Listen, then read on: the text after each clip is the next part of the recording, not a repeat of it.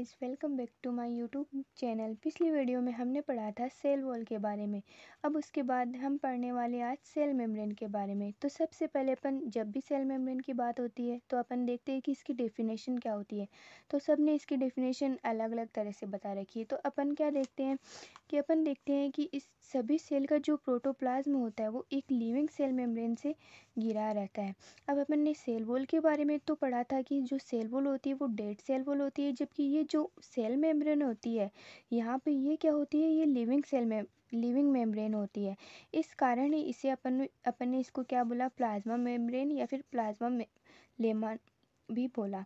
अब अपन इसकी डिस्कवरी के बारे में बात करते हैं। तो इसकी डिस्कवरी वो किसने की, तो इसकी डिस्कवरी सबसे पहले दो साइंटिस्ट हुए, सी क्रेमर एट सी नेगेली। इन दोनों ने सेल मेम्ब्रेन की डिस्कवरी या फिर इसको सेल मेम्ब्रेन नाम दिया। फिर उसके बाद में एक साइंटिस्ट आए, जेक्यू प्लो। तो जेक्यू प्लो ने इसे क्या कहा, प्रोटोप्लाज्मिक मेम्ब्रेन नाम दिया। प्लांट सेल में सेल मेम्ब्रेन के बाहर निर्जीव सेल होती है, यानी कि जो प्लांट सेल होती है उसमें अपन को क्या देखने को मिलता है, प्लाज्मा मेम्ब्रेन होती है। और इस प्लाज्मा मेम्ब्रेन के बाहर यानी आउटर साइड की तरफ अपन को एक निर्जीव सेल वॉल देखने को मिलती है, जिसे अपन सेल वॉल कहते हैं। अपन ने पिछली वीडियो में पढ़ लिया है।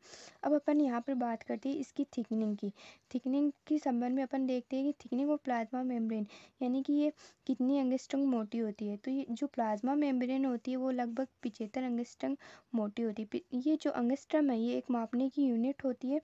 और जो विभिन्न प्रकार की जो सेल होती है उसमें इसकी मोटाई अपन को देखने को मिलती है 75 से 105 एंगस्ट्रॉम। अब अपन देखते हैं कि अब अपन इस बात करते हैं अल्ट्रा स्ट्रक्चर के बारे में, यानी कि इसकी जो अल्ट्रा स्ट्रक्चर होती है प्लाज्मा मेम्ब्रेन की वो किस तरह से अपन को शो होगी। तो इसकी अल्ट्रा स्ट्रक्चर की जब भी अपन स्टडी करते हैं तो अपन देखते हैं कि इलेक्ट्रॉन माइक्रोस्कोप से अपन जब भी इसको देखेंगे तो ये 3 लेयर्ड स्ट्रक्चर के रूप में अपन को देखने को मिलेगी, फर्स्ट, सेकेंड एंड थर्ड। जो फर्स्ट लेयर होगी वो आउटर डेंस लेयर होगी और वो प्रोटीन की होगी, यानी कि जो पहली जो आउटर लेयर होगी वो किसकी देखने को मिलेगी, डेंस होगी एक तो, और एक प्रोटीन की होगी, और ये लगभग 20 एंगस्ट्रॉम मोटी होगी। और जो सेकंड लेयर होगी वो इनर डेंस लेयर होगी और वो भी प्रोटीन की होगी और वो लगभग 20 एंगस्ट्रॉम मोटी होगी। और जो मिडल लेयर होगी वो क्या होगी, ये फोस्फोलिपिड की होगी। ये यहाँ पर एक इम्पोर्टेंट पॉइंट है, यानी कि जो आउटर इनर लेयर है वो तो प्रोटीन की निर्मित होगी और दोनों 20-20 एंगस्ट्रॉम मोटी होगी, बट जो मिडल लेयर है ये क्या होगी, ये फोस्फोलिपिड से बनी होगी और ये 35 एंगस्ट्रॉम मोटी होगी और येलो कलर की होगी।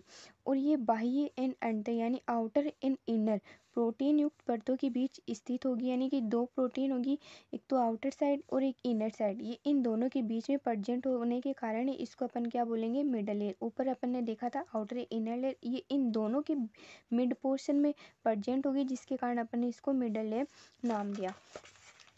अब अपन देखते हैं यहाँ पर इसकी प्रॉपर्टीज़।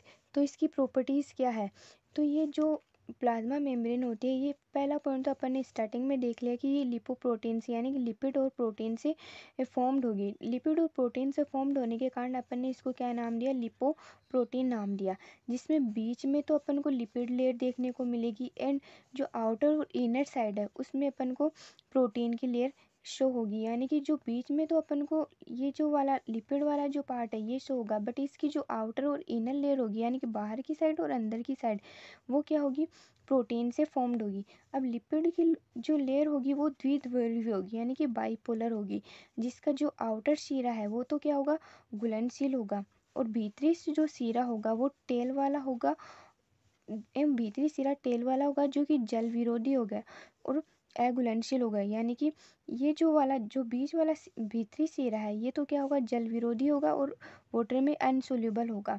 अब इसके प्रमुख घटक है, तो प्रमुख घटक इसके प्लाज्मा मेम्ब्रेन को अपन को क्या क्या शो होंगे, फर्स्ट तो होगा फोस्फोलिपिड एंड सेकंड होगा प्रोटीन, क्योंकि ये इन दोनों से ही निर्मित होती है। इन दोनों से ही निर्मित होने के कारण अपन ने इसको लिपोप्रोटीन बोला, क्योंकि ये लिपिड और प्रोटीन दोनों से मिलकर बनी होती है। अब अपन बात करते हैं, अपना नेक्स्ट पॉइंट है वो क्या है, मॉडल्स ऑफ प्लाज्मा मेम्ब्रेन। ये क्वेश्चन यहाँ पर बहुत ही ज़्यादा इम्पोर्टेंट है, क्योंकि जब भी एग्ज़ाम वगैरह होती है उनमें यहाँ से क्वेश्चन उठाए जाते हैं कि मॉडल्स, या तो अपन को एक मॉडल दे दिया पर्टिकुलर मॉडल, या फिर ऐसे दे दिया कि मॉडल्स ऑफ प्लाज्मा मेम्ब्रेन इनको डिस्क्राइब कीजिए। तो अपन को जो सारे मॉडल हैं उनके बारे में थोड़ा थोड़ा लिखना होता है।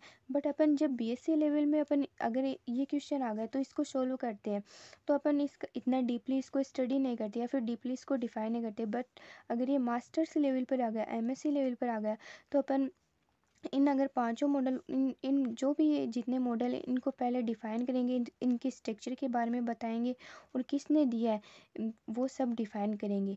अब अपन पहला देख लेते हैं कौन सा मॉडल है, आउट ओवरटोन का लिपिड सिंगल लेयर मॉडल। इसके नाम से ये कि ये ओवरटोन ने दिया था और इसको क्या बोला, लिपिड सिंगल लेयर मॉडल। दूसरा मॉडल है गार्टर एंड ग्रेंडल का लिपिड बाइलेयर मॉडल। ये इसको क्या बोला अपन ने, लिपिड लीफलेट मॉडल भी बोला। थर्ड अपन बात करते हैं डेनियली एंड डेवसन का ट्राइलेमिनर मॉडल या फिर सैंडविच मॉडल। यानी कि अपन ने इसको सैंडविच मॉडल क्यों बोला, इसके नाम से स्पष्ट है कि सैंडविच यानी कि इन दोनों की जो स्ट्रक्चर है वो सैंडविच में जैसे जो स्टफिंग होती है उसकी तरह शो होती है, जिसके कारण अपन ने इसको सैंडविच मॉडल भी बोला, क्योंकि इसमें जो लिपिड एंड प्रोटीन का जो स्ट्रक्चर है वो सैंडविच लाइक होती है, तो इसलिए इसको अपन ने सैंडविच मॉडल नाम दिया। फोर्थ अपन देखते हैं रॉबर्टसन का यूनिट मेम्ब्रेन मॉडल। ये रॉबर्टसन नाम के साइंटिस्ट हुए जिन्होंने यूनिट मेम्ब्रेन मॉडल दिया। And fifth fluid mosaic model of singer and Nicolson. ये जो मॉडल है ये एग्जाम पॉइंट ऑफ व्यू से बहुत ज़्यादा इंपॉर्टेंट है, इसी से अपन को क्वेश्चन ज़्यादातर देखने को मिलेगी।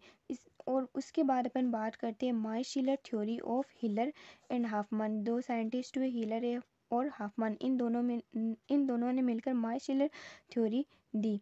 अब अपन नेक्स्ट वीडियो में देखेंगे कि ये जो मॉडल है ओवरटोन का lipid single layer model, Gorter and Grendel का, डेनियली एंड डेवसन का, ये सब जो मॉडल है इनकी स्ट्रक्चर देखेंगे। इनकी स्ट्रक्चर में अपन को लिपिड का अरेंजमेंट, प्रोटीन का अरेंजमेंट किस तरह से देखने को मिलेगा, एंड बाकी सारी जो इनकी स्ट्रक्चर है उनके बारे में देखेंगे। तब तक के लिए thank you so much. Please like share and subscribe my channel. Thank you so much. मिलते हैं नेक्स्ट वीडियो में।